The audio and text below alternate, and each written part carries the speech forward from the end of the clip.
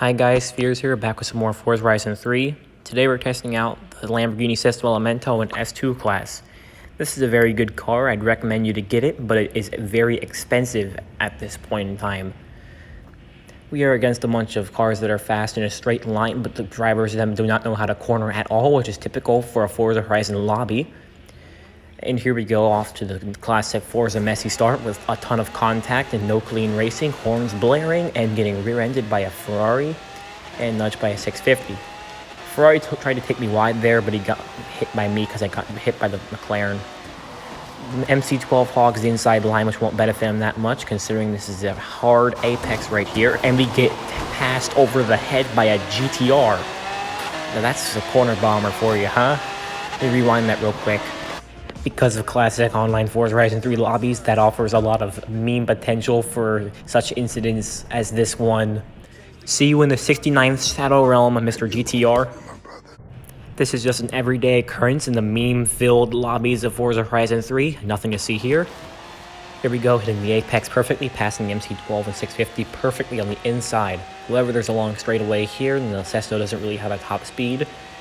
However, we do get hit from behind by a 650S, which boosts us up to like 210 miles an hour, which is actually kind of at my max speed, surprisingly. The MC12 is lagging because of his McDonald's Wi-Fi, which is typical as well for a Forza Horizon 3 lobby.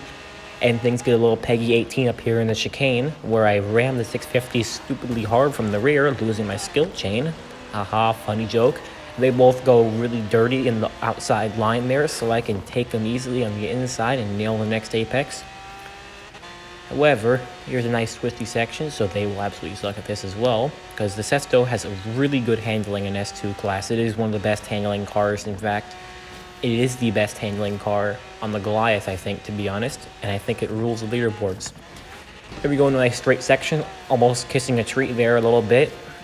And we are approaching the double hairpin going onto the airport. This is a really tricky section for me all the time because there are some weird corners and some Shadow Realm-ish things that can happen here. We absolutely nail this apex, lining up for a perfect run into the airport. There is only one hairpin left, and this is the worst one because we decide to hit some weird jump and completely overrun the checkpoint.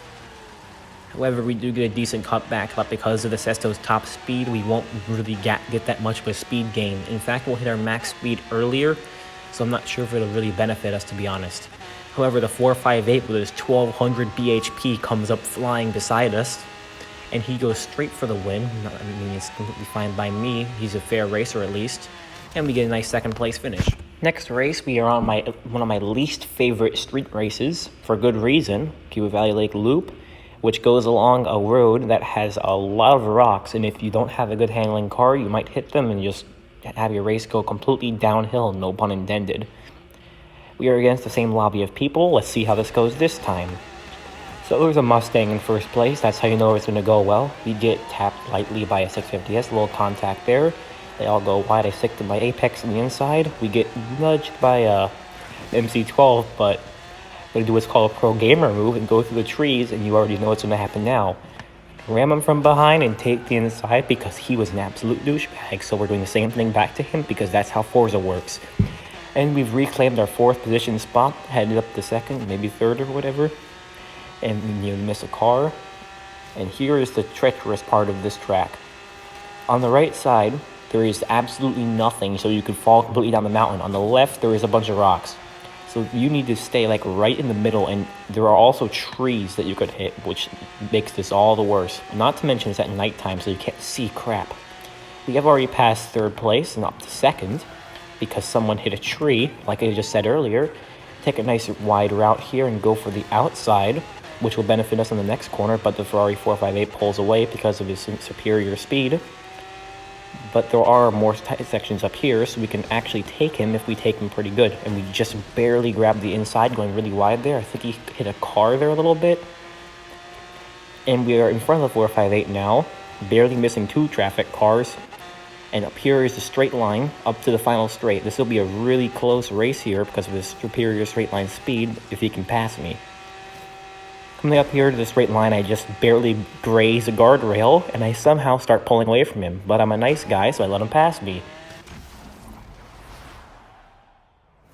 Now on to the final race, our pimped out Sesto. We end up on a straight line in the middle of absolutely nowhere because that's Australia for you, and we are being overtaken by a Mustang because Forza logic. And up from behind, the 458 cuts back, and we get slammed by a 650S and an MC12. I'm surprised I didn't hit a tree there, but honestly, I would have rather hit a tree to escape those annoying douchebags. And the 458 decided he wants to go and hug a tree for himself. Maybe he has a weird tree fetish or something. And up there, the Mustang is getting a little bit dirty in this outside line here, so I take them nice and easy on the inside. I don't want none of that American business with my Italian sports car. And we are now behind the MC12 in second place, which is not bad at all. As we come into a really tight chicane, the MC12 flashes his brake lights 3 times really quick, which is letting you know, hey, I'm going to overrun this checkpoint. And that lets everybody else know that he is an absolute trash driver, so I passed him easily on the inside, and he is down to like 7th place or something. I'm too lazy to pay attention to the standings, so I'm just going to say that's what it is. This is a pretty boring race. I'm just going to skip to me being an absolute galaxy far, far away from that apex and almost hitting a tree. We somehow come up with a first place position though, which is an absolute rarity in this game. Anyways, it's all for today's video. See you all in the next one.